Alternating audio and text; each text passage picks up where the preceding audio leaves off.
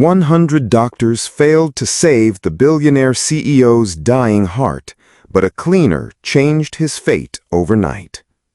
100 of the world's best doctors had declared him beyond saving, but as billionaire CEO Jonathan Pierce lay dying in his platinum-tier hospital suite, the woman mopping his floor held the key to a miracle none of them could imagine. The rhythmic beeping of the heart monitor filled the silence of the 32nd floor of Manhattan's most exclusive medical facility, St. Catherine's Private Hospital.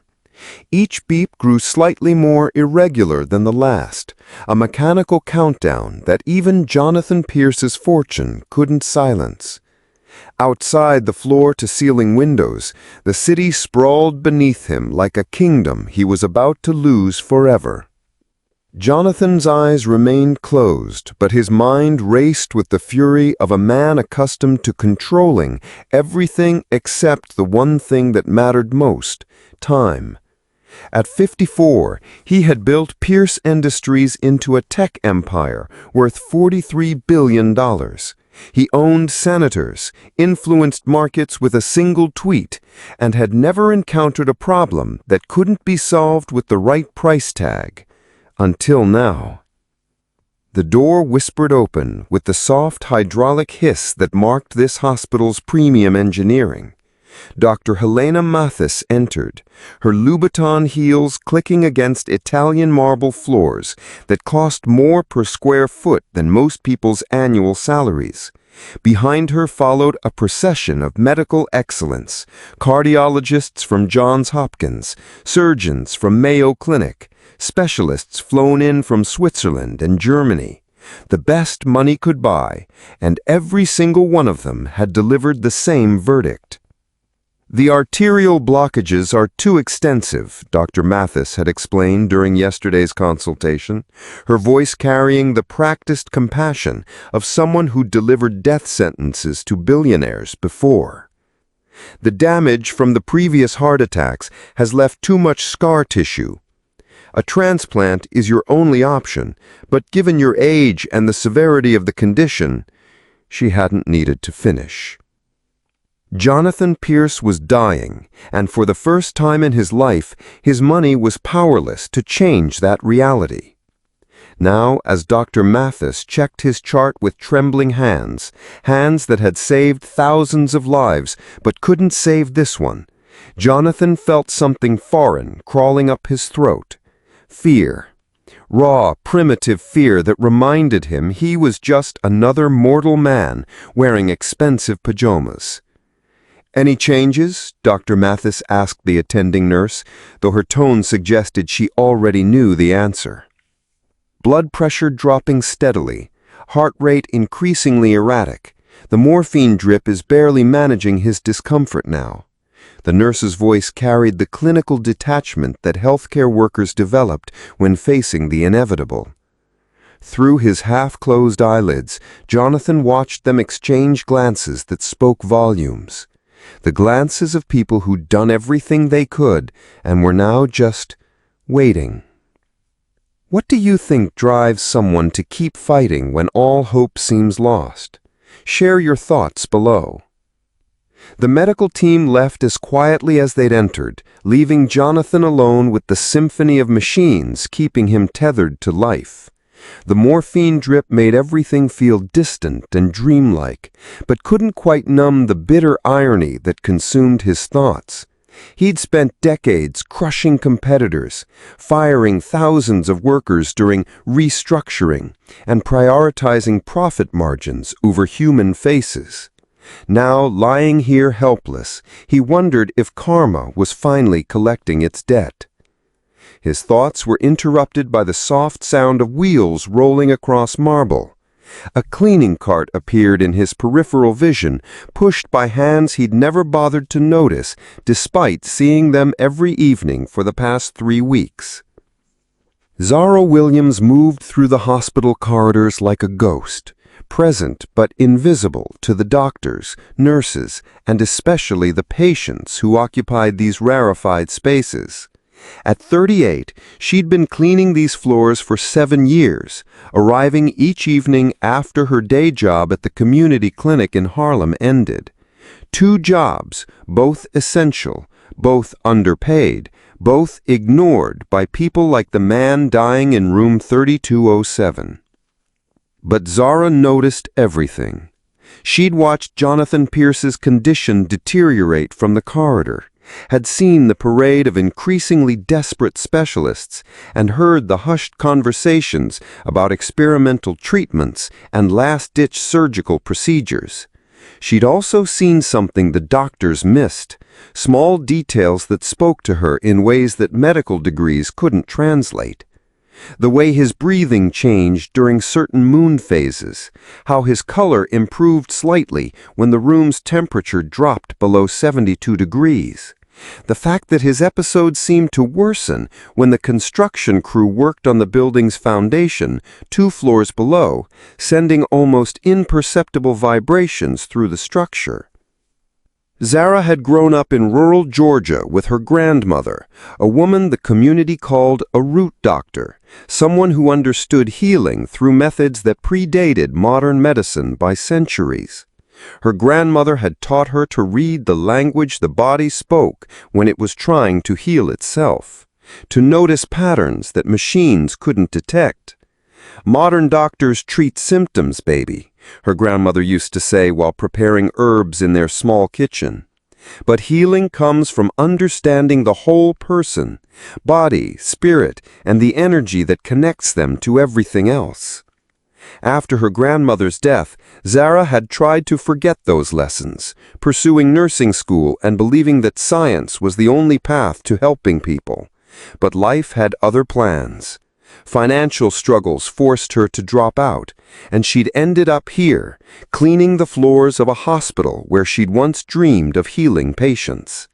Now, as she quietly entered Jonathan Pierce's room to empty his wastebasket and replace his water pitcher, she felt the familiar stirring in her chest, the same intuitive pull her grandmother called the knowing. Something about this man's condition was screaming at her, demanding attention that had nothing to do with the medical charts hanging at the foot of his bed. Zara moved efficiently around the room, her presence so routine that Jonathan barely registered her existence. To him, she was just another service provider, as anonymous as the woman who cleaned his office building or the driver who sometimes brought his car around. But as she worked, her trained eye cataloged details that troubled her. The subtle blue tinge around his fingernails that suggested more than just circulation problems. The way his body seemed to be fighting against itself, trembling with an energy that felt stuck, blocked, like a river trying to flow around a massive obstruction. She'd seen this before, in her grandmother's patients, people whose bodies had the capacity to heal, but couldn't access their own healing energy because something was fundamentally out of alignment. As Zara reached to replace his water pitcher, Jonathan's eyes fluttered open, focusing on her with surprising clarity despite the medication. "You're new," he whispered, his voice barely audible above the machine noise. "No, sir. I've been cleaning your room every evening for 3 weeks," Zara replied softly, not meeting her eyes. Years of experience had taught her that wealthy patients rarely appreciated being corrected by service staff. But Jonathan Pierce was dying, and dying men sometimes see clearly for the first time in their lives. 3 weeks, he repeated, the words carrying unexpected weight. 3 weeks, and I never...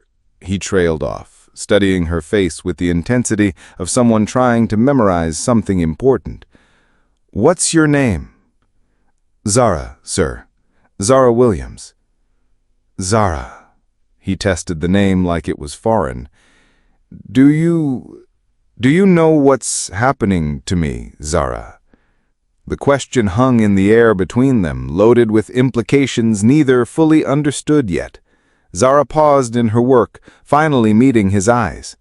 What she saw there wasn't the arrogance she'd expected, but something raw and desperate and heartbreakingly human.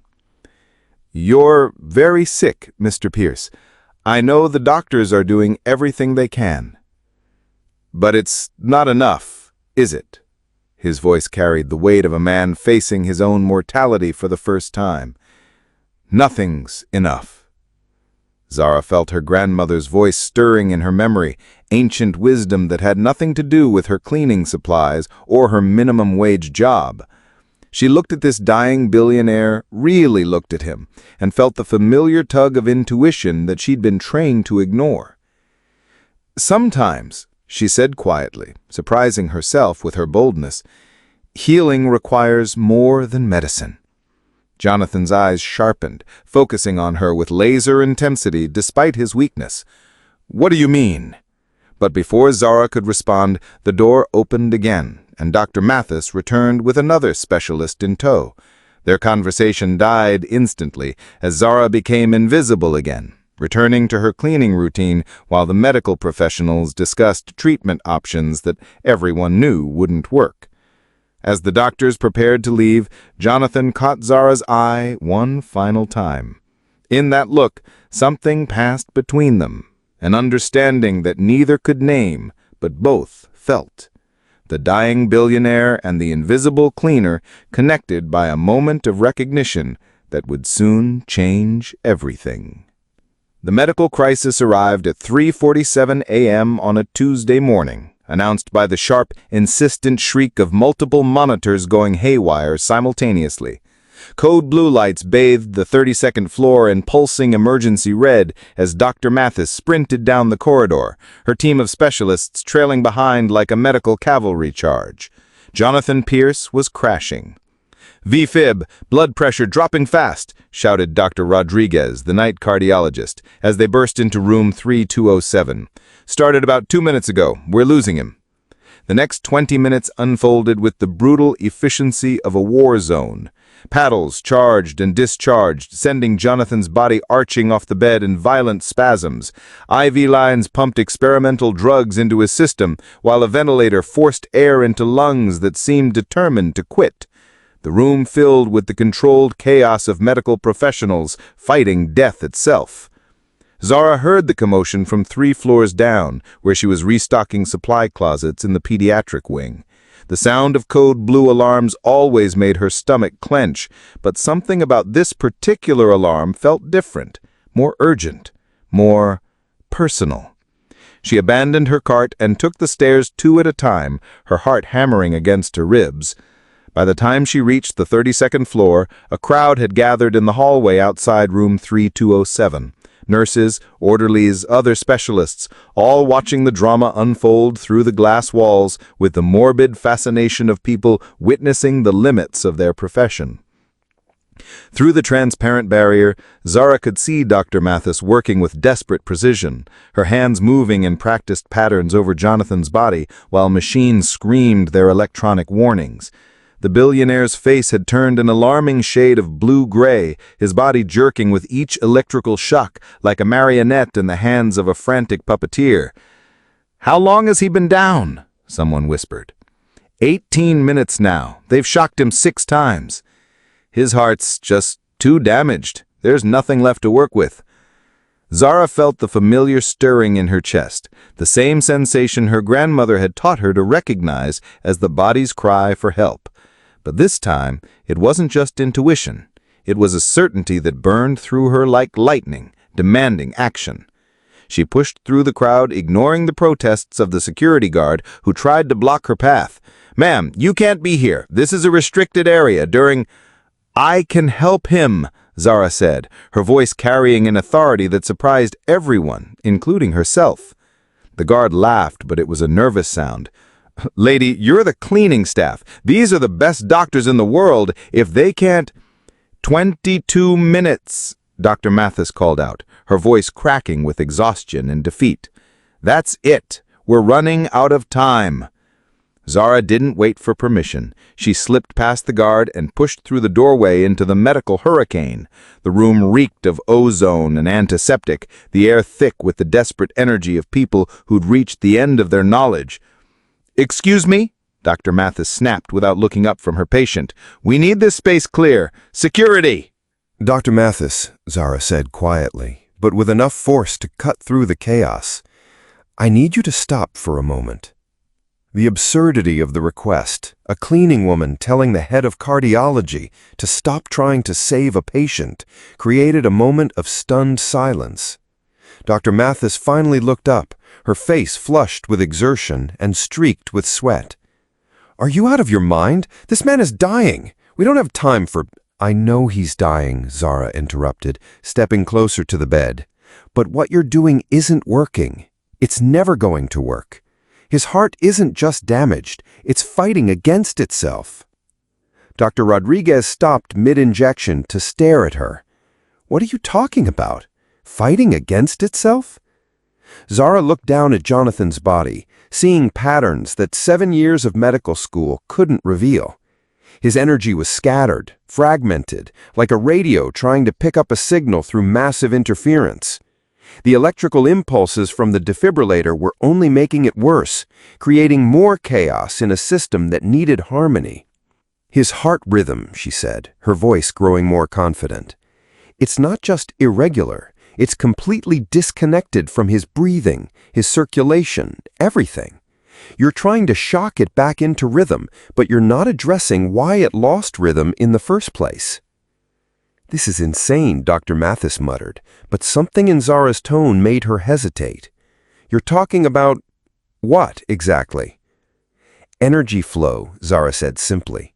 "His body's electrical system is blocked. The stress, the fear, the way he's been living his life, it's created blockages that no amount of medicine can clear." The room fell silent except for the mechanical wheeze of the ventilator and the erratic beeping of monitors. Dr. Mathis stared at Zara as if she'd started speaking in tongues. "Energy flow?" Dr. Rodriguez repeated. "You're talking about, what, some kind of alternative medicine nonsense? This man needs cardiac intervention, not 25 minutes," someone called out. "We're losing him." Jonathan's body had gone still, his face taking on the waxy pallor that preceded death. The monitors showed the jagged, desperate patterns of a heart trying to beat with nothing left to sustain it. Zara felt time slowing around her, the same sensation she'd experienced as a child when her grandmother worked on patients who'd been given up for dead.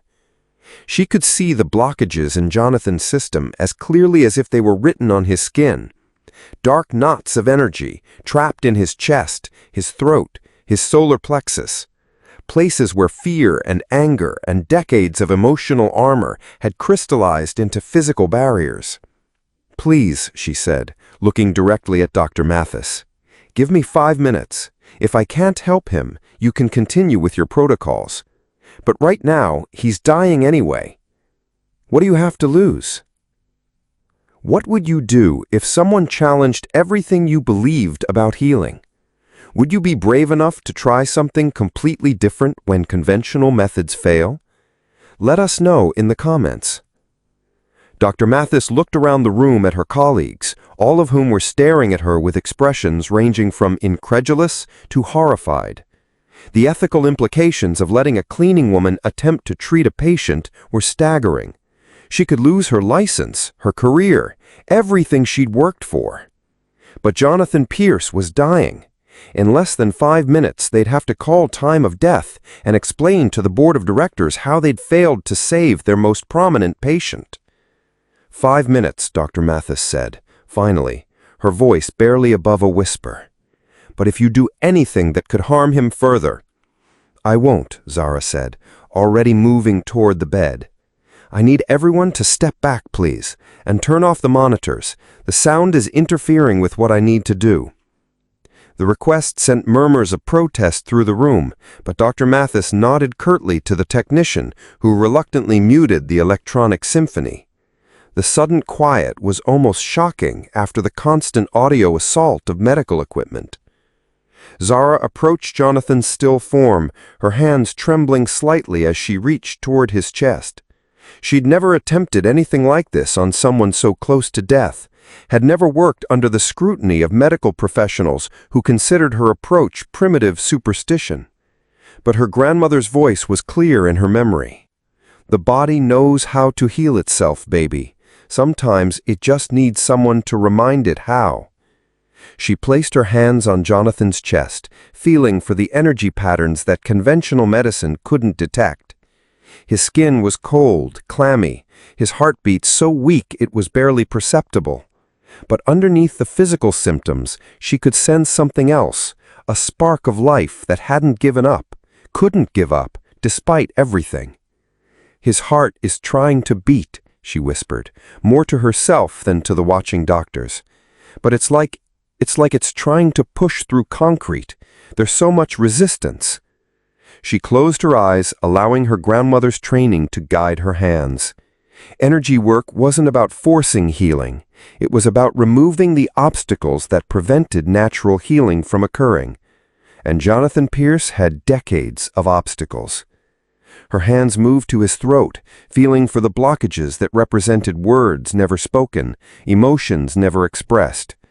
The guilt of a man who'd prioritized profit over people, who'd never learned to connect with others beyond business transactions. "He's carrying so much," she murmured, her voice taking on the rhythmic cadence her grandmother had used during healing sessions. "His fear, his anger, his loneliness, it's all trapped in his body, creating physical blockages that are stopping his heart from beating properly." Dr. Rodriguez stepped closer, his scientific skepticism warring with his desperate hope. That's not how the human body works. Emotions don't create physical blockages that—" "Don't they?" Zara asked softly, her hands now moving to Jonathan's solar plexus, where she could feel the densest concentration of trapped energy. "Have you ever had a broken heart that physically hurt? Ever felt your throat close up when you were scared?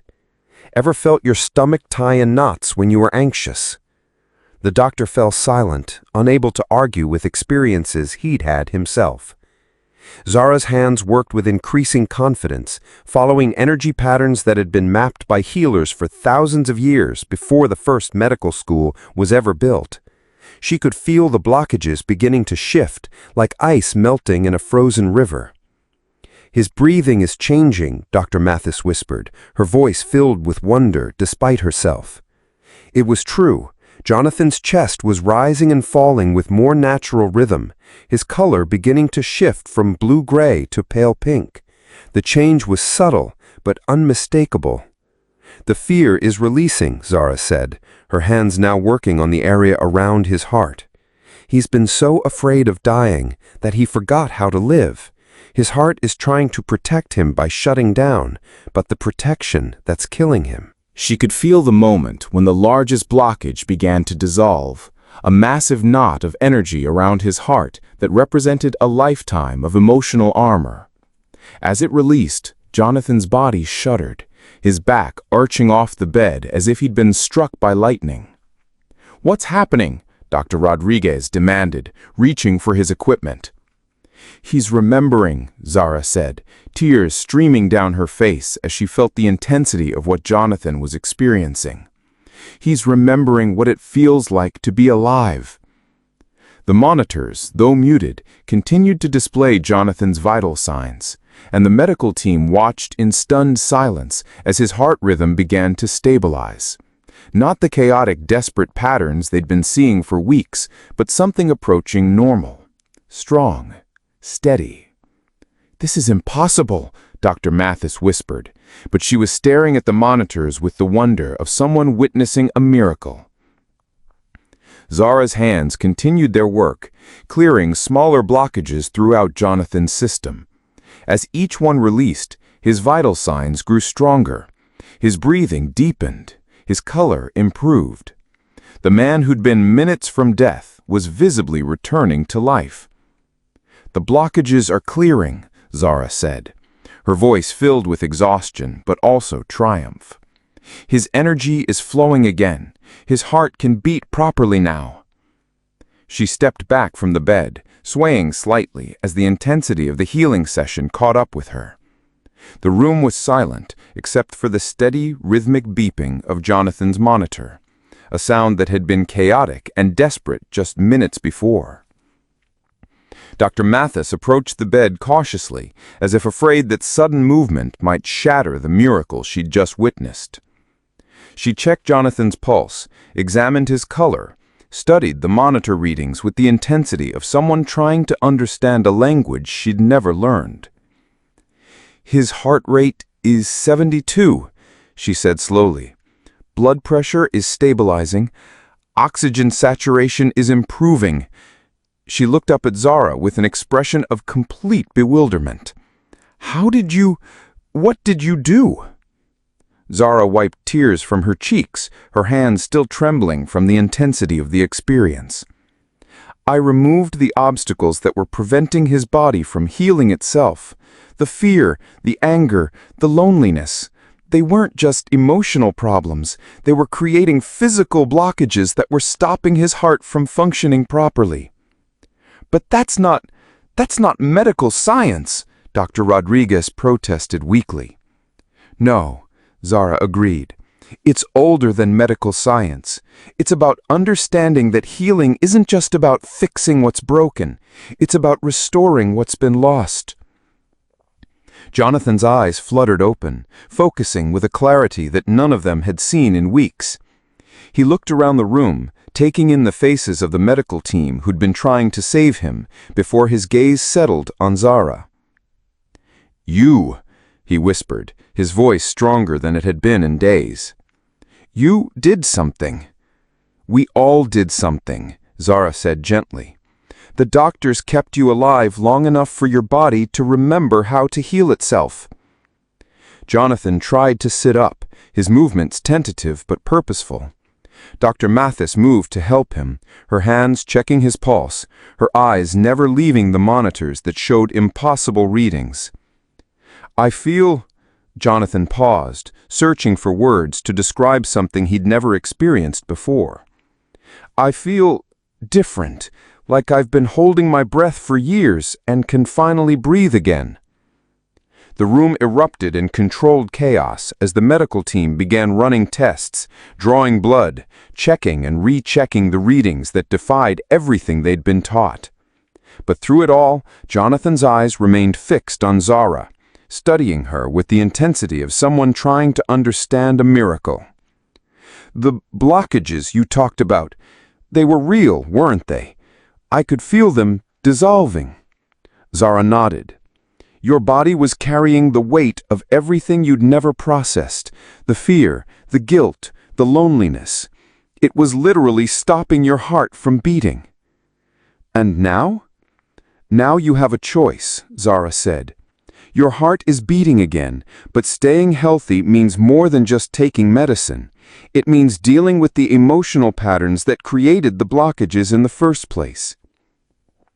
Jonathan looked around the room at the medical team who had been unable to save him, then back at the cleaning woman who'd succeeded where they had failed. The irony wasn't lost on him. He'd built his fortune by believing that money could solve any problem, that the most expensive solutions were always the best. But healing came from the most unexpected source imaginable. "I want to understand," he said, his voice filled with a humility that surprised everyone, including himself. "I want to learn how to stay alive, really alive." Zara smiled, the first genuine smile she'd worn in the sterile halls of St. Catherine's Hospital. "Then we have a lot of work to do, Mr. Pierce. The healing is just beginning." The hospital boardroom had never hosted a meeting quite like this one. Mahogany walls that had witnessed decades of medical decisions now contained an argument that threatened to shake the foundation of everything St. Catherine's represented. "You let a janitor perform medical procedures on our most prominent patient?" Board Chairman Dr. William Hartwell's voice carried the controlled fury of a man accustomed to absolute authority. Dr. Mathis sat at the far end of the conference table, her hands folded tightly in front of her as she faced the tribunal of hospital administrators, board members, and legal counsel who'd been hastily assembled for this emergency session. Through the floor-to-ceiling windows, dawn was breaking over Manhattan, but the atmosphere in the room felt more like an approaching storm. "Jonathan Pierce was dying," she said quietly, her voice steady despite the career-ending implications of what she was defending. "We had exhausted every conventional treatment. His heart had stopped responding to electrical cardioversion, medications weren't working, and a transplant wasn't viable given his condition. We were minutes from calling time of death." "So you decided to let the cleaning staff take over?" Dr. Hartwell's tone dripped with incredulous disdain. "Do you understand the liability issues, the potential lawsuits, the damage to our reputation if this gets out?" Dr. Rodriguez, who'd been silent until now, cleared his throat. "With all due respect, sir, I was in that room. I saw what happened. I can't explain it scientifically, but Jonathan Pierce is alive because of what Zara Williams did. His vitals are stronger now than they've been in months.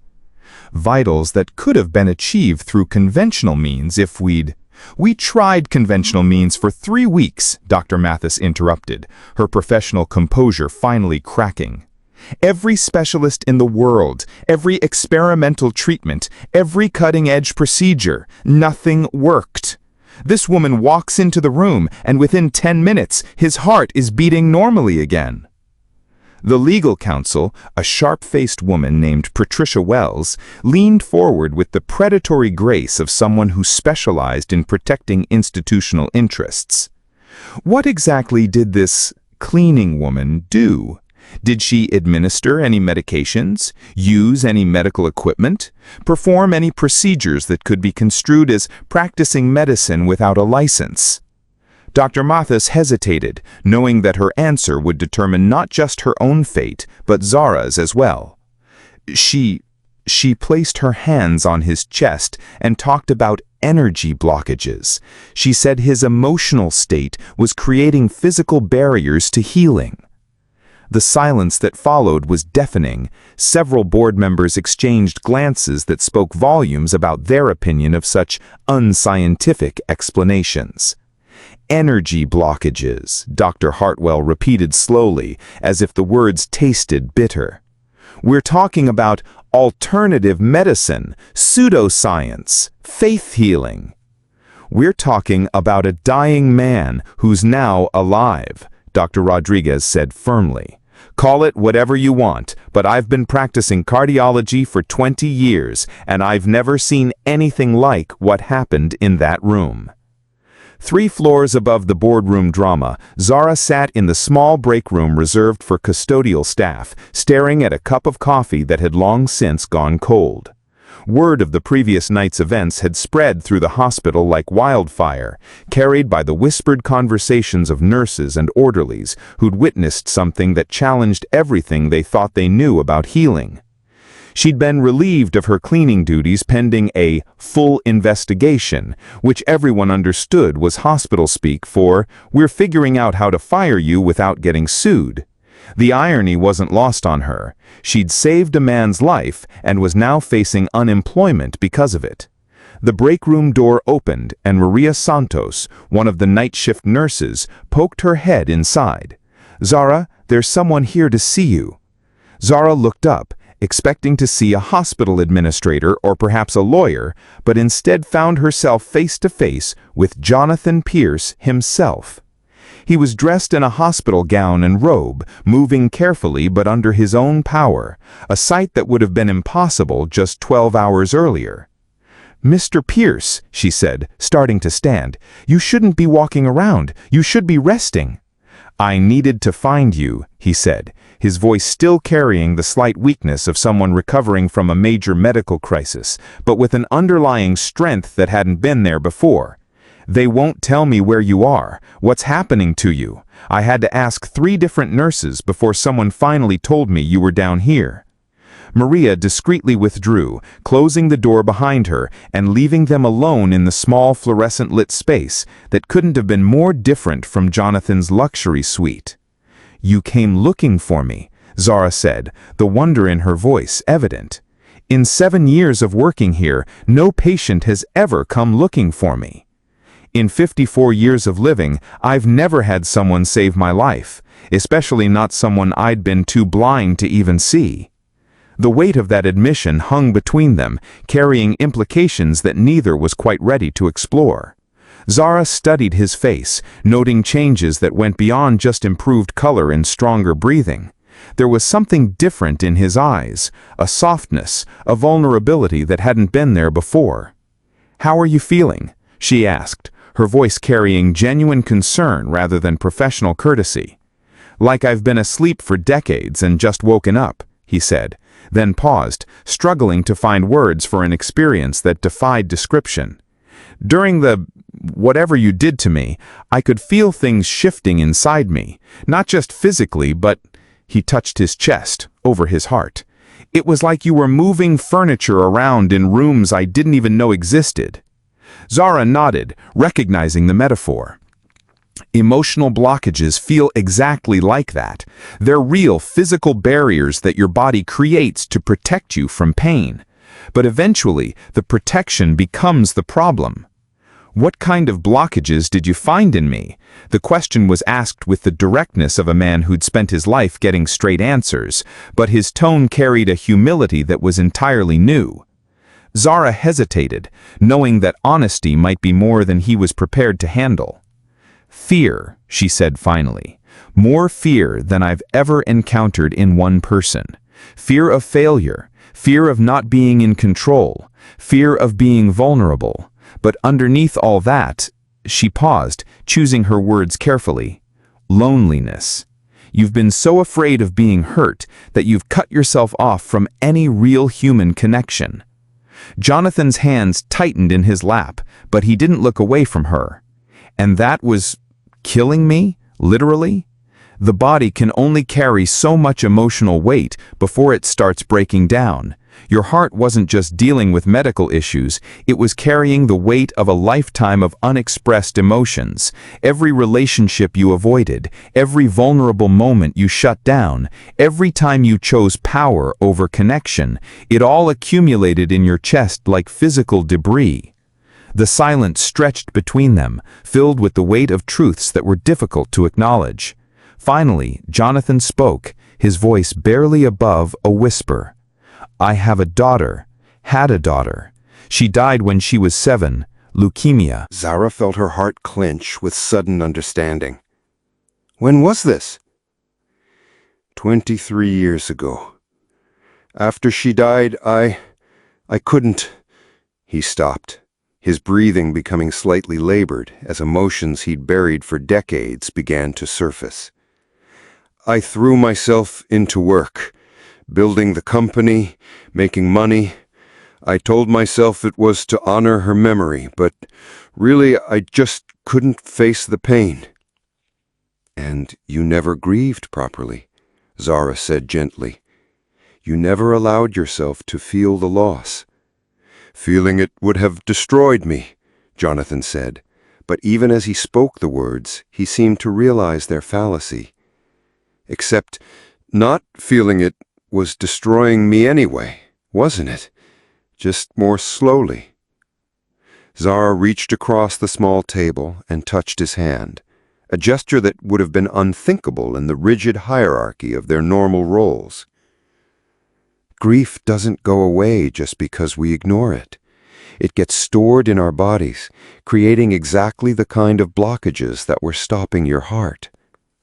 When have you avoided dealing with difficult emotions, only to have them affect you physically later? Sometimes the pain we refuse to feel finds other ways to get our attention. Share your thoughts below." Jonathan stared down at their joined hands, his eyes filling with tears that he hadn't shed in over 22 decades. "Her name was Emma. She loved butterflies and chocolate ice cream and those terrible pop songs that all 7-year-olds love. When she died, I packed away everything that reminded me of her and pretended she'd never existed. I thought it would hurt less. But it didn't, did it? No, it just made everything else hurt less too. I stopped feeling anything at all. I became efficient, successful, empty." The break room door opened abruptly, interrupting their conversation. Dr. Mathis entered, her face flushed with the aftermath of what had clearly been a difficult meeting.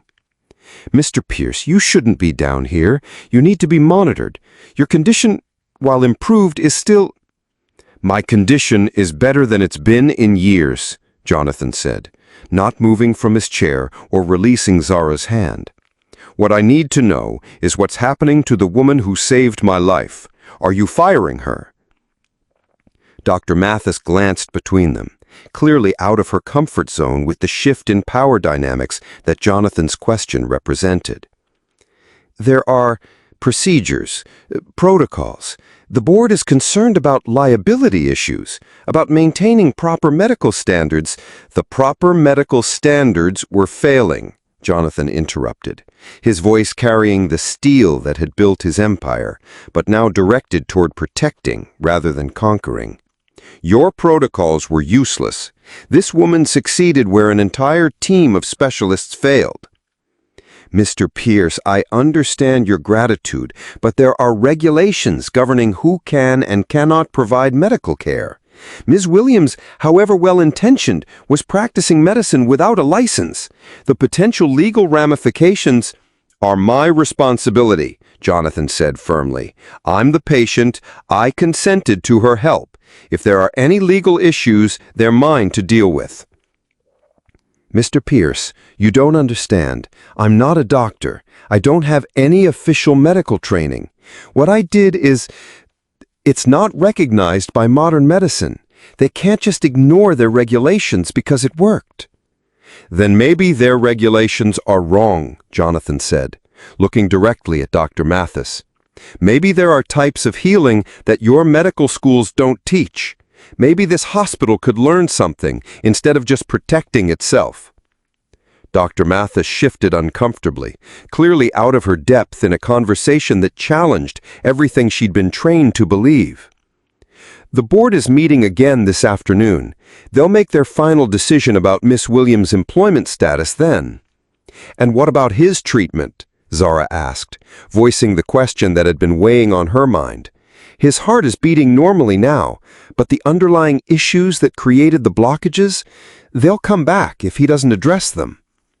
"We'll continue with standard post-cardiac event protocols, medications, lifestyle modifications, regular monitoring."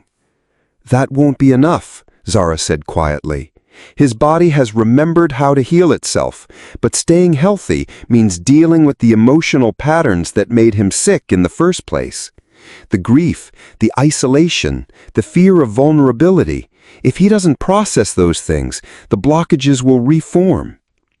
Jonathan looked between the two women, seeing the fundamental disconnect between their approaches to healing. One saw him as a collection of symptoms to be managed. The other saw him as a whole person whose physical health was inseparable from his emotional well-being.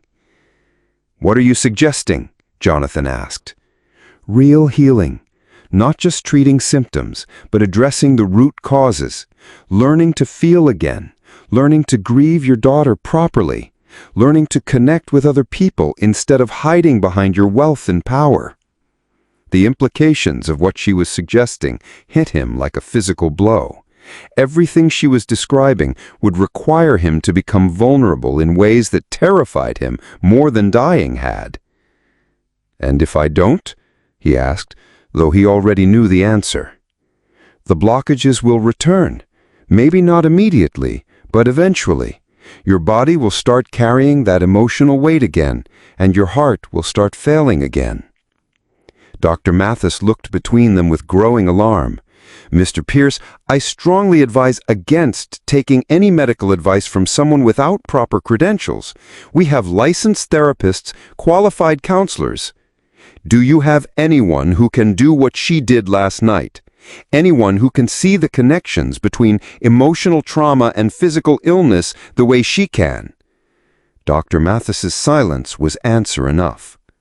Jonathan stood slowly, his movement more confident than it had been since his arrival at the hospital. "I want to learn," he said to Zara. "Whatever it takes, however long it takes, I want to understand how to really heal." Zara felt a surge of hope mixed with terror.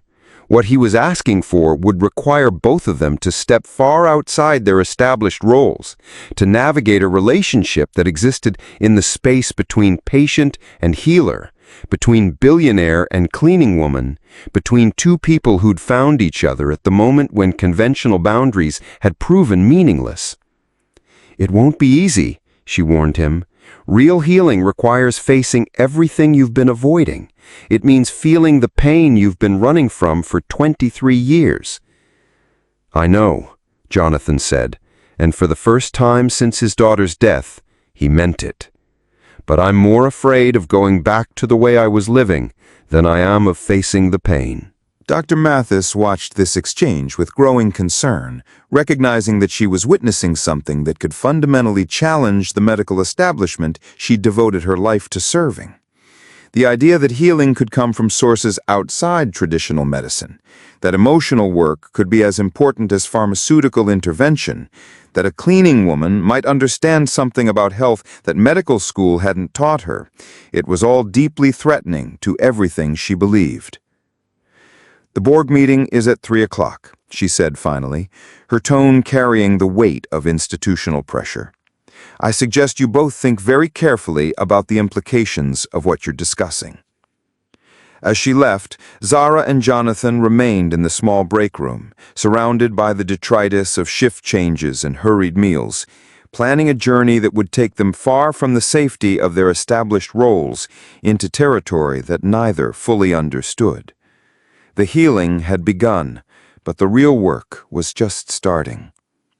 The hospital boardroom at 3 o'clock felt like a courtroom preparing for execution. Zara sat in a straight-back chair facing the mahogany table where 12 of the most powerful people in New York's medical establishment had assembled to decide her fate. She'd changed from her cleaning uniform into the only professional outfit she owned, a simple black dress she'd bought for her grandmother's funeral, but she still felt absurdly out of place among the suits and degrees surrounding her. Dr. Hartwell shuffled through a stack of papers with the deliberate precision of someone building a case. "Miss Williams, you understand that what happened last night represents a serious breach of hospital protocol. You performed medical procedures without training, without supervision, and without authorization." "I didn't perform medical procedures," Zara said quietly, her hands folded in her lap to hide their trembling. "I used healing techniques that have been practiced for thousands of years before modern medicine existed." "Healing techniques," repeated Dr. Patricia Wells, the hospital's legal counsel, her tone making the words sound like an accusation. "Can you describe exactly what these techniques involve? What training you've received? What scientific basis they have?" Zara felt the weight of their skepticism pressing down on her like a physical force.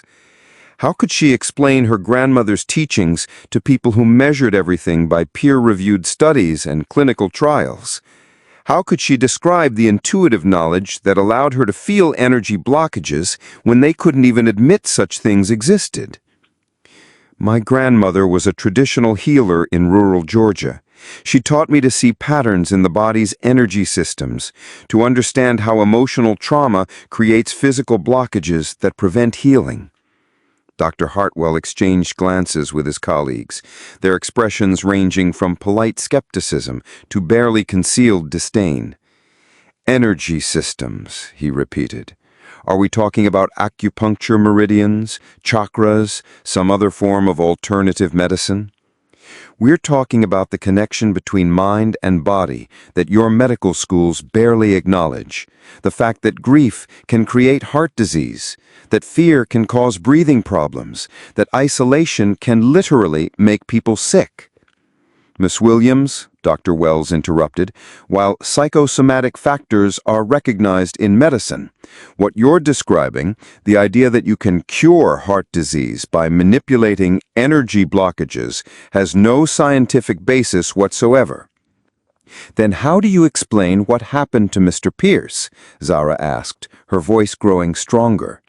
"How do you explain the fact that his heart is beating normally for the first time in months, that his vital signs are better than they've been since he arrived here?" The uncomfortable silence that followed was broken by the sound of the hospital boardroom door opening. Jonathan Pierce entered, moving with the confident stride of a man who'd walked into thousands of business meetings, but this time carrying something different, a vulnerability that somehow made his presence more commanding rather than less. "Gentlemen, ladies," he said, nodding to the assembled board members, "I understand you're discussing the woman who saved my life." Dr. Hartwell's composure cracked slightly. "Mr. Pierce, while we appreciate your gratitude, this is a medical board proceeding. We're dealing with serious regulatory and liability issues. You're dealing with the fact that your entire medical establishment failed to save me and a cleaning woman succeeded," Jonathan said bluntly, taking the empty chair beside Zara. "I'm curious about what that says about your regulatory standards." His presence beside her changed the entire dynamic of the room. Suddenly, this wasn't just a disciplinary hearing for a low-level employee. It was a confrontation between one of the hospital's most important donors and the institution he had helped fund. "Mr. Pierce," Dr. Wells said carefully, "we understand your emotional response to this situation, but we have to consider the broader implications if we allow untrained individuals to provide medical care." "She didn't provide medical care," Jonathan interrupted. "She provided something your trained medical professionals couldn't: actual healing. There's a difference." Dr. Mathis, who'd been silent until now, leaned forward. "Jonathan, I know you're grateful, but you have to understand our position. We can't simply ignore decades of medical science because of one unexplained incident." "Unexplained?" Jonathan's voice carried the edge that had intimidated countless corporate rivals. "Dr. Mathis, you were in that room. You saw what happened. Just because you can't explain it doesn't mean it didn't work." Zara placed a gentle hand on his arm, feeling the tension radiating from him. "Mr. Pierce, you don't have to fight this battle for me." "Yes, I do," he said, looking directly at her. "Because this isn't just about you. This is about whether healing is going to remain trapped in the narrow confines of what these institutions consider acceptable, or whether we're going to acknowledge that there are other ways to help people." Dr. Hartwell cleared his throat, clearly uncomfortable with the direction the conversation was taking. "Mr. Pierce, your contributions to this hospital have been invaluable, but we cannot make policy decisions based on results." Jonathan stood, his commanding presence filling the room. "Let me make this very simple for you. Zara Williams saved my life using methods that worked when yours failed. If you fire her for that, you'll be looking for a new wing donor, because I'll withdraw my funding and take it somewhere that values actual healing over bureaucratic protocol." The threat hung in the air, like a sword over the board's heads. Jonathan Pierce's donations funded nearly 20% of the hospital's annual budget. Losing his support would mean cutting programs, laying off staff, potentially closing entire departments. But Zara stood as well, her face troubled. "Mr. Pierce, you can't use your money to force them to accept what they don't understand. That's not real change. That's just another form of power over people." Her words hit Jonathan like a physical blow, forcing him to confront the truth he'd been avoiding. Even in trying to protect her, he'd fallen back on the same patterns that had nearly killed him, using wealth and influence to control outcomes instead of building genuine understanding. "You're right," he said quietly, the fight going out of him. "I'm sorry. I'm still learning how to connect with people without trying to control them." Dr. Hartwell seized on the moment of vulnerability. "Mr. Pierce, we appreciate your passion, but surely you can see our dilemma. We cannot establish a precedent of allowing unqualified individuals to treat patients, regardless of the outcome. The regulatory implications alone—" "What if she wasn't unqualified?" Jonathan asked, suddenly an idea forming. "What if we could document her methods, study them, find ways to integrate them into conventional medicine?" Zara shook her head. It doesn't work that way. What I do can't be reduced to a technique you can teach in medical school. It requires understanding the whole person, feeling their energy patterns, seeing connections that your scientific instruments can't measure. Then teach them to see, Jonathan said, his voice growing more excited, not as a replacement for medical science, but as a complement to it. Show them how emotional healing and physical healing are connected. Dr. Rodriguez, who'd been quiet throughout the meeting, finally spoke up. Actually, he said hesitantly, there are emerging fields studying exactly those connections. Psychoneuroimmunology, mind-body medicine, the effects of stress and trauma on physical health. Emerging fields based on rigorous scientific methodology, not folk medicine and energy manipulation. But what if the folk medicine is pointing towards something real? Dr. Rodriguez continued, his scientific curiosity overcoming his institutional caution. What if there are healing mechanisms we don't understand yet? We used to think bacteria were superstition before we discovered germ theory. The room fell silent as the implications of his words sank in. The idea that modern medicine might still have something to learn, that healing could come from sources they hadn't considered, was both thrilling and terrifying to people who'd built their careers on established protocols. Zara felt the familiar stirring in her chest, the same intuitive pull that had guided her to Jonathan's bedside. But this time, it wasn't about healing one person. It was about healing the rift between different ways of understanding wellness, between ancient wisdom and modern science. I have a proposal, she said, her voice carrying a confidence that surprised everyone, including herself. Let me work with one of your doctors, someone willing to learn about energy healing while teaching me about medical science. We'll document everything, track results, and see if we can bridge the gap between what I do and what you understand. Dr. Hartwell frowned. You're suggesting some kind of collaborative research? I'm suggesting that maybe healing is bigger than any one approach. Maybe the answer isn't choosing between traditional medicine and energy work, but finding ways to combine them. Jonathan felt something shifting in his chest as he watched Zara transform before his eyes. The quiet cleaning woman was revealing herself to be something much more powerful. A healer who understood that true change came not from forcing others to accept your way, but from building bridges between different worlds. I'll fund it, he said quietly. Whatever research you need, whatever documentation is required, I'll pay for a full study of integrative healing approaches. Mr. Pierce, renting research is very different from making policy changes. We can't simply— Actually, Dr. Mathis interrupted, her scientific mind engaging with the possibilities. A properly designed study could be invaluable. If we could understand the mechanisms behind what happened last night, replicate the results, develop protocols. She trailed off, but the excitement in her voice was unmistakable. For the first time, someone was talking about studying Zara's methods rather than dismissing them. You're all talking about legitimizing practices that have no scientific foundation. We're talking about studying practices that got results when our scientific foundation failed. Isn't that exactly what science is supposed to do? Investigate phenomena we don't understand? Zara felt the tears pricking her eyes as she realized what was happening. These medical professionals, people she'd assumed would never take her seriously, were actually considering the possibility that her grandmother's teachings might have value. But then Dr. Wells spoke up, her voice cutting through the growing optimism like a scalpel. Even if we agree to some kind of research study, Ms. Williams still violated hospital protocols last night. We cannot simply ignore that breach because we're now interested in studying her methods. The reminder brought everyone back to the immediate reality. Whatever potential future collaboration might exist, Zara was still facing termination for what she'd done. What if it wasn't a violation? What if it was an emergency intervention by someone with specialized knowledge?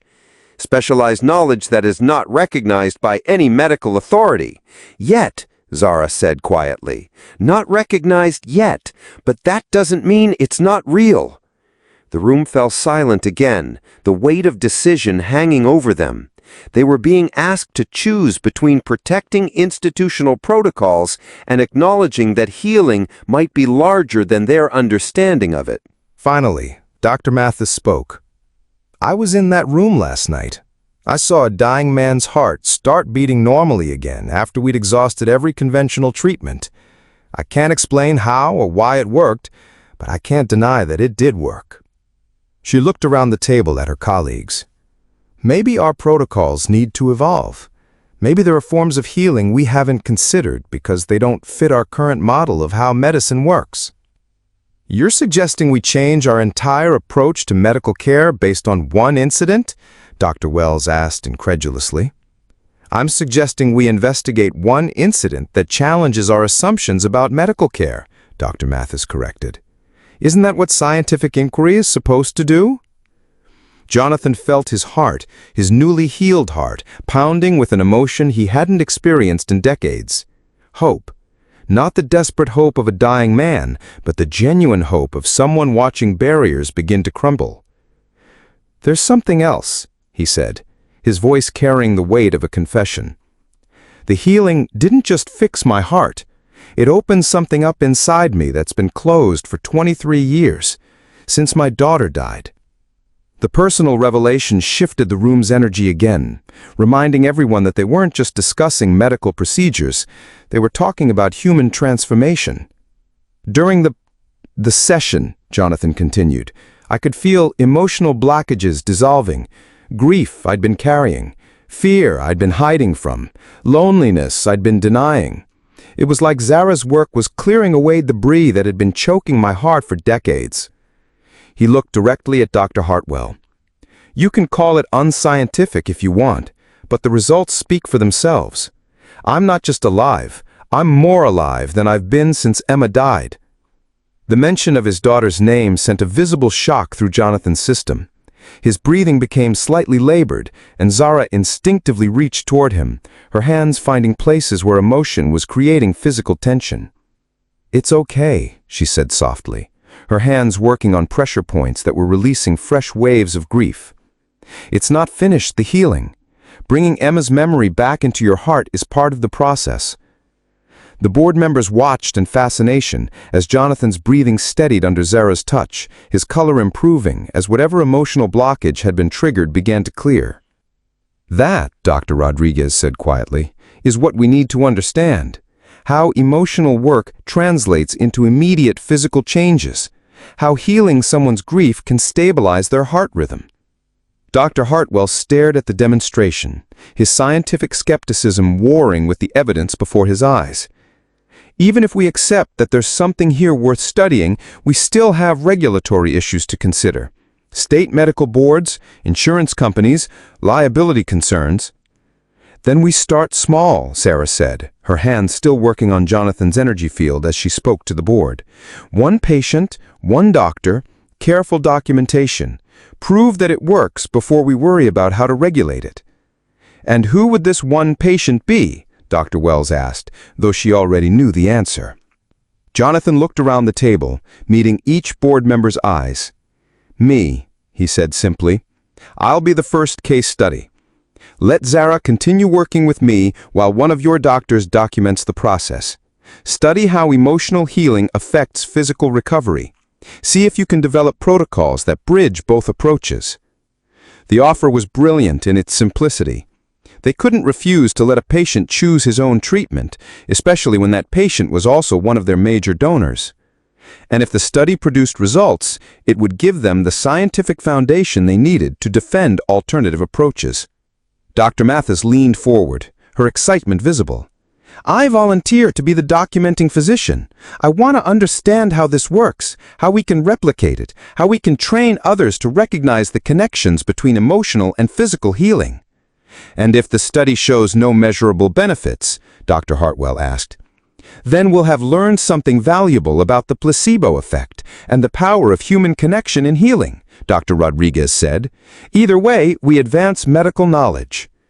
Zara felt the energy in the room shifting, moving from confrontation toward collaboration. It wasn't the complete vindication she might have hoped for, but it was something potentially more valuable. Genuine curiosity about her methods from people with the power to legitimize them. "There's something else," she said, looking directly at Dr. Hartwell. "This can't be about proving that energy healing is better than conventional medicine. It has to be about finding ways to combine them. My grandmother always said that healing comes in many forms, and the best healers use whatever works."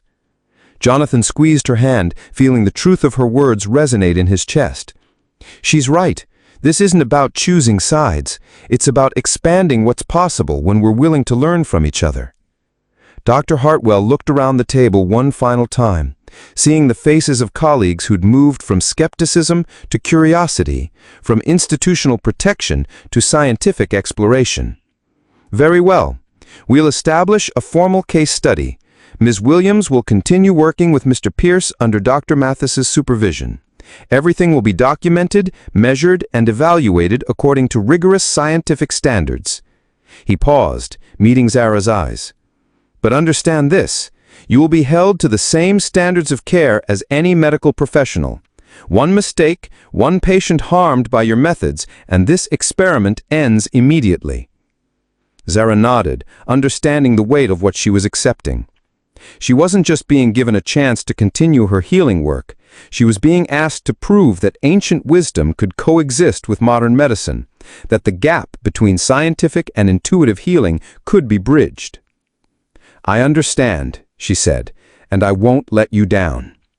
As the board members began to file out, discussing the logistics of setting up a research protocol that had never been attempted before, Jonathan remained seated beside Zara, both of them overwhelmed by what had just transpired. "You realize what this means?" he asked quietly. "If this works, if we can prove that your methods have scientific validity, it could change everything. How doctors treat patients, how hospitals approach healing, how medicine understands the connection between mind and body." Zara nodded, feeling the enormous responsibility settling on her shoulders. "It means I have to be better than I've ever been, more precise, more careful, more aware of what I'm doing and why it works. And it means I have to be willing to heal completely," Jonathan said with new understanding. "Not just physically, but emotionally. I have to face everything I've been avoiding. The grief about Emma, the fear of being vulnerable, the patterns that made me sick in the first place." They sat together in the empty boardroom, two people from completely different worlds who'd found each other at the moment when healing demanded they transcend every boundary that had previously defined them. The real work was just beginning. 6 months later. The conference room at St. Catherine's Hospital buzzed with an energy that Dr. Helena Mathis had never experienced in 20 years of medical practice. Representatives from Johns Hopkins, Mayo Clinic, Massachusetts General, and a dozen other prestigious medical institutions sat around the expanded table, all focused on the presentation that was about to challenge everything they thought they knew about healing. "Ladies and gentlemen," Dr. Mathis began, her voice carrying the excitement of someone about to share a discovery that could reshape medicine. 6 months ago, we began what we thought would be a simple case study. Today, I'm here to present findings that suggest we need to fundamentally reconsider our understanding of the healing process." The PowerPoint slide behind her displayed a simple title: Integrative Healing Protocol, a 6-month study of energy-based therapy combined with conventional cardiac care. Below it, a smaller subtitle read, Primary Researcher, Dr. Helena Mathis, Healing Practitioner, Zara Williams, Patient, Jonathan Pierce. In the back of the room, Zara sat beside Jonathan, both of them transformed almost beyond recognition from the people they'd been half a year earlier. Jonathan's color was vibrant, his posture confident but relaxed in a way that spoke of genuine peace rather than controlled tension. Zara wore a simple but professional outfit, her bearing carrying the quiet authority of someone whose gifts had finally been recognized. Our initial patient presented with end-stage heart failure, Dr. Mathis continued, clicking to a slide showing Jonathan's original diagnostic images. 100 physicians had declared his condition untreatable. Conventional interventions had failed completely. By all medical standards, Mr. Pierce should have died 6 months ago.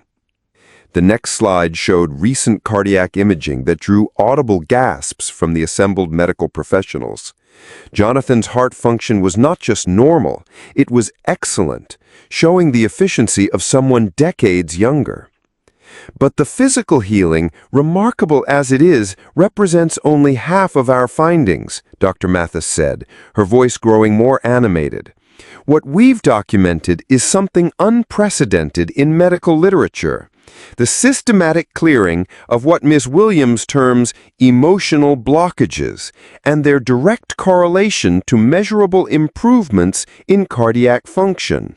Dr. James Harrison from Massachusetts General leaned forward, his skepticism evident. Dr. Mathis, while we appreciate dramatic recovery stories, extraordinary claims require extraordinary evidence. Are you suggesting that emotional therapy can cure heart disease? I'm suggesting that emotional therapy can remove barriers to the body's natural healing processes, Dr. Mathis replied, clicking to a slide filled with detailed charts and graphs. Over 6 months, we documented every session between Miss Williams and Mr. Pierce. We measured heart rate variability, blood pressure, inflammatory markers, stress hormones, and dozens of other biomarkers before, during, and after each treatment. The data was undeniable. Each emotional breakthrough corresponded to measurable improvements in physical health. When Jonathan processed grief about his daughter, his inflammatory markers dropped. When he worked through fear and control issues, his heart rate variability improved. When he learned to accept vulnerability, his blood pressure stabilized. The correlation between emotional release and physical improvement is consistent across all our measurements, Dr. Mathis continued. But more importantly, we've been able to replicate these results with 12 additional patients over the past 3 months. This revelation sent murmurs through the audience. One successful case could be dismissed as coincidence or placebo effect. 13 successful cases suggested something systematic. Dr. Sarah Chen from UCSF raised her hand. What exactly does Ms. Williams do that creates these measurable changes? What are her methods? Dr. Mathis gestured toward the back of the room. I think that question would be best answered by Ms. Williams herself. Zara rose gracefully, moving to the front of the room with a confidence that would have been unimaginable 6 months earlier. The woman who had once been invisible in these halls now commanded the attention of some of the most respected medical minds in the country. Thank you, Dr. Mathis, she began, her voice clear and strong. 6 months ago, I was a cleaning woman who happened to save a man's life using techniques my grandmother taught me. Today, I'm here because those techniques have been proven to work in ways that modern medicine can measure and validate. She clicked to a new slide, showing a diagram of the human body overlaid with energy meridians and pressure points. What I do is based on understanding that emotional trauma creates physical blockages in the body's energy systems. These blockages prevent natural healing processes from functioning properly. Dr. Harrison interrupted, his tone still skeptical. Energy systems? Are we talking about acupuncture meridians, chakras, some other form of alternative medicine that lacks scientific foundation? We're talking about the connection between the nervous system, the endocrine system, and the immune system, Zara replied calmly. What I call energy blockages, you might recognize as chronic stress responses, inflammatory cascades, or dysregulated hormone production. The difference is that I can feel these patterns directly and know how to release them. She moved to the next slide, showing before and after thermal imaging of Jonathan's body. These images show heat patterns that correspond to areas of physical tension and energy blockage. Watch what happens during a typical healing session. The images revealed dramatic changes in circulation and temperature patterns as Zara worked on specific areas of Jonathan's body.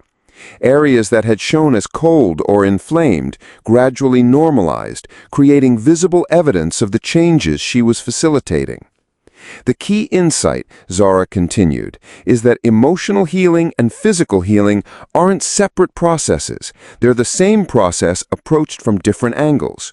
When we release trapped grief, we also release the physical inflammation that grief creates. When we process fear, we also calm the nervous system responses that fear triggers.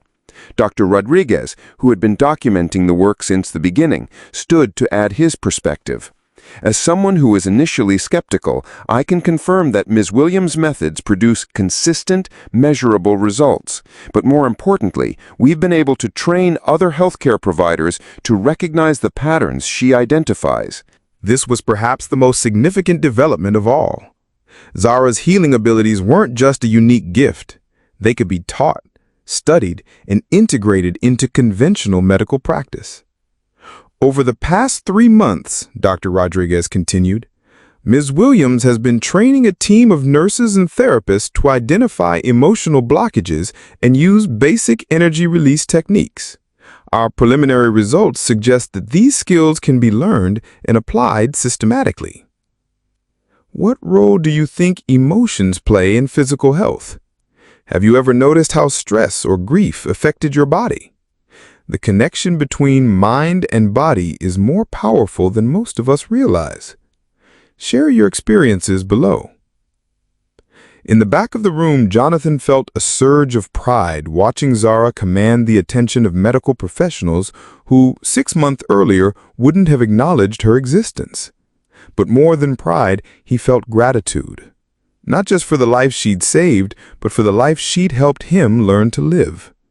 The healing process had been more challenging than either of them had anticipated. Months of carefully documented sessions had required Jonathan to face every emotion he'd buried since Emma's death. The grief had been overwhelming at times, waves of pain so intense they'd triggered physical symptoms that required immediate intervention. But with each release, each breakthrough, his heart had grown stronger, not just physically, but emotionally. He learned to feel again without being consumed by feeling, to be vulnerable without being weak, to love without fear of loss. Dr. Chen raised another question. What about the broader implications? If these methods are effective, how do we integrate them into standard medical education? How do we train doctors to recognize and treat emotional blockages? Dr. Mathis smiled, clicking to a slide that showed architectural plans. That's actually our next announcement. Thanks to Mr. Pierce's continued support, St. Catherine's will be opening the first integrative healing center in the country this fall. It will serve as both a treatment facility and a training center for healthcare providers who want to learn these techniques. The audience buzzed with excitement and concern in equal measure. The idea of formally integrating energy healing into conventional medicine was both thrilling and threatening to established medical hierarchies. Dr. Harrison voiced what many were thinking. And the regulatory issues? State medical boards? Insurance companies? Liability concerns? How do you address the practical barriers to implementing these approaches? We addressed them with data, Dr. Mathis replied firmly. 6 months of documented results, measurable outcomes, and reproducible techniques. We're not asking anyone to accept alternative medicine on faith. We're providing scientific evidence that these methods work and can be taught. Zara stepped forward again. But we're also asking the medical community to expand its definition of healing, to acknowledge that there are ways of understanding the human body that weren't taught in medical school, but are nonetheless valid and effective. She looked around the room at faces that showed various degrees of skepticism, curiosity, and genuine interest. My grandmother used to say that healing comes in many forms, and the best healers use whatever works. What we've proven is that energy healing and conventional medicine work better together than either does alone. As the formal presentation concluded and the audience broke into smaller discussion groups, Jonathan and Zara found themselves surrounded by medical professionals eager to understand more about their collaboration. But Jonathan's attention was caught by a small figure standing hesitantly in the doorway. A young girl, maybe 7 or 8 years old, with bright eyes and a hospital bracelet around her thin wrist. She reminded him so powerfully of Emma that his breath caught in his throat. Zara noticed his reaction immediately, her hand finding his arm in the gesture that had become automatic between them over months of healing work. "It's okay," she said softly. "Feel whatever comes up." The girl approached shyly, tugging on her mother's hand. "Mama, is this the lady who helps people's hearts feel better?" Jonathan's eyes filled with tears as he realized what was happening. This child, this mother, they were here because word had spread about the healing work happening at St. Catherine's. People were coming specifically for the kind of integrated treatment that Zara had pioneered. "Yes, sweetheart," the mother said, looking at Zara with the desperate hope of someone who'd exhausted conventional options. "This is Ms. Williams. She helps people heal in special ways." Zara knelt down to the girl's level, her presence immediately calming the child's nervous energy. "What's your name, honey?" "Emma," the girl said, and Jonathan felt his heart clench with the uncanny synchronicity of the moment. "Emma's been having heart problems since she was born," the mother explained, her voice tight with controlled emotion. "The doctors say there's not much more they can do surgically. We heard about your work and thought, we hoped." Zara looked up at Jonathan, seeing the tears streaming down his face as he stared at this little girl who shared his daughter's name and situation. She understood immediately that this moment was part of his healing too, the universe offering him a chance to help save an Emma when he hadn't been able to save his own. "We'd be honored to work with Emma," Zara said gently. "Dr. Mathis and I have been helping children too. We found that young hearts respond even better to energy healing than adult hearts do." Jonathan knelt down beside Zara, his voice thick with emotion. "Emma, my name is Jonathan. I had a little girl named Emma too. She would have loved meeting another Emma who's as brave as you are." The child looked at him with the uncanny wisdom that sick children often develop. "Did your Emma go to heaven?" "Yes," Jonathan said simply.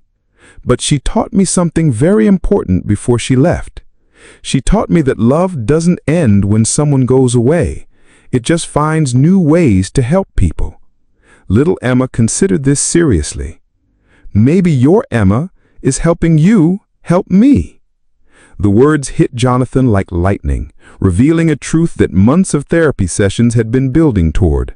His daughter's death didn't have to be a source of only grief. It could also be a source of purpose, of connection, of healing for others. Zara felt the shift in Jonathan's energy field, the moment when his deepest wound transformed into his greatest strength. This was what complete healing looked like. Not the absence of pain, but the transformation of pain into compassion. "Maybe she is," Jonathan whispered, reaching out to gently touch the little girl's hand. As they arranged for Emma's treatment plan, Jonathan felt a sense of completion that had nothing to do with his own recovery. 6 months of healing work had brought him to this moment, where his personal tragedy could become a source of hope for another family facing the same fears he'd once faced. Later that evening, after the medical conference had ended and the last reporter had filed their story about the revolutionary healing program at St. Catherine's, Jonathan and Zara sat in the hospital garden where their journey had begun. The same bench where he'd once sat dying was now a place of reflection and planning for the future.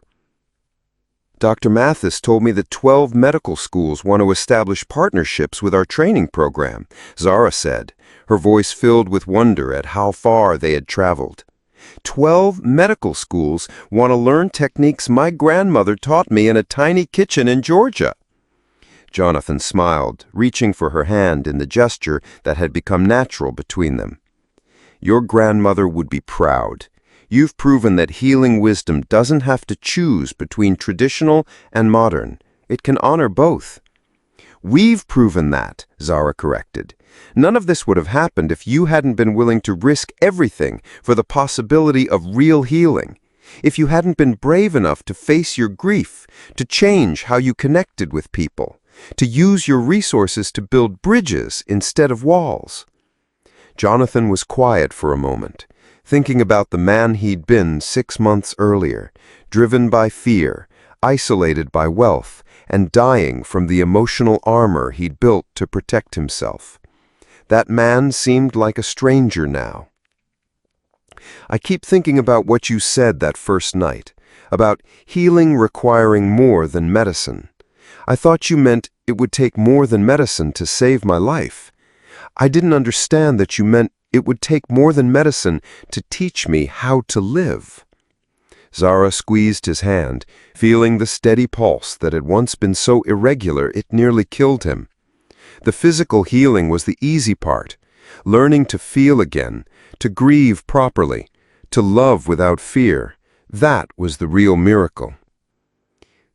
Speaking of love, Jonathan said, his voice carrying a nervousness that made Zara smile, there's something I need to tell you. She turned to face him fully, seeing something in his expression that made her heart flutter in ways that had nothing to do with healing work. 6 months ago, you saved my life, but somewhere in the process of healing, you became my life. I know this complicates everything, the professional relationship, the research, the training program, but I can't pretend anymore that what I feel for you is just gratitude. Zara felt tears pricking her eyes, not of sadness, but of joy. Jonathan Pierce, she said softly, are you telling me that a billionaire CEO has fallen in love with a former cleaning woman? I'm telling you that a man who learned how to feel again has fallen in love with the woman who taught him how. The CEO and cleaning woman parts are just the costumes we were wearing when we met. She leaned closer, her hand finding his cheek in ways that had nothing to do with healing work. Well, in that case, this former cleaning woman should probably tell you that she's been in love with you since the moment you asked my name, since the moment you saw me as a person instead of invisible service. Their kiss was gentle, filled with the tenderness of two people who'd learned that real intimacy required complete vulnerability.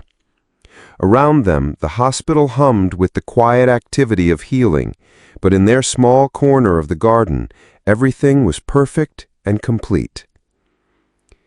So, what happens now? Zara asked when they finally separated.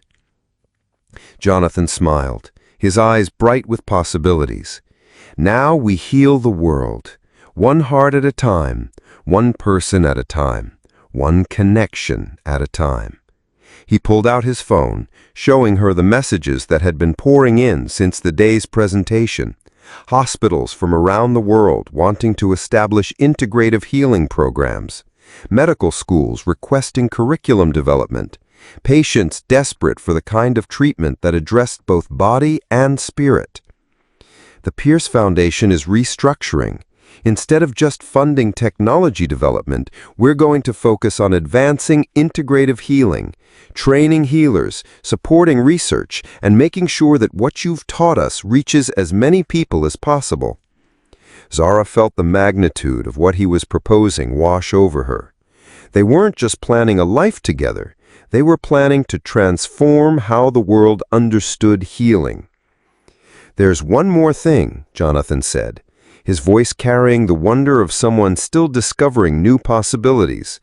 Dr. Mathis wants to create a special program for children with heart conditions. She's calling it the Emma Project. The name hit Zara like a bolt of recognition. After your daughter? After both Emmas. The one I lost and the one we're going to help save. The program will combine the most advanced pediatric cardiology with energy healing techniques specifically designed for children. Zara laughed through her tears, understanding that this was how healing really worked, not as an ending, but as a beginning. Jonathan's deepest wound had become his greatest gift, and together they could offer that gift to other families facing similar challenges. "Your grandmother was right," Jonathan said, pulling her close as they watched the sunset over the city that nearly witnessed his death and instead became the place where both their lives truly began. Healing does come in many forms, and the best healers use whatever works. "Whatever works," Zara agreed, feeling the truth of those words resonate in her bones. As they sat together in the gathering dusk, planning a future that would honor both ancient wisdom and modern science, neither could have imagined how far their partnership would reach. But they had learned the most important lesson of all, that true healing happens not when we fix what's broken, but when we remember what was never broken in the first place. The human heart's capacity for love, for connection, for transformation, the body's innate wisdom about how to heal itself, the spirit's unshakable commitment to growth and renewal. 6 months ago, a billionaire CEO was dying because he'd forgotten these truths. A cleaning woman was invisible because the world had forgotten her value. Now, together, they were proving that healing was possible for anyone brave enough to see beyond the boundaries of what they thought they knew. The miracle wasn't that Zara had saved Jonathan's life. The miracle was that in saving his life, she'd taught him how to live, and he'd taught her how to be seen. Together, they'd learned that the most powerful healing happens when two people choose to be completely vulnerable with each other, trusting that love is stronger than fear, that connection is more powerful than isolation, and that the heart's capacity for transformation is truly limitless. What's the most important healing, physical or emotional, that you've experienced in your life? Sometimes the greatest miracles happen when we're brave enough to be vulnerable and open to unexpected forms of help. Share your story with us in the comments below, and remember that every heart has the capacity for complete transformation. Thank you for watching this story to the end.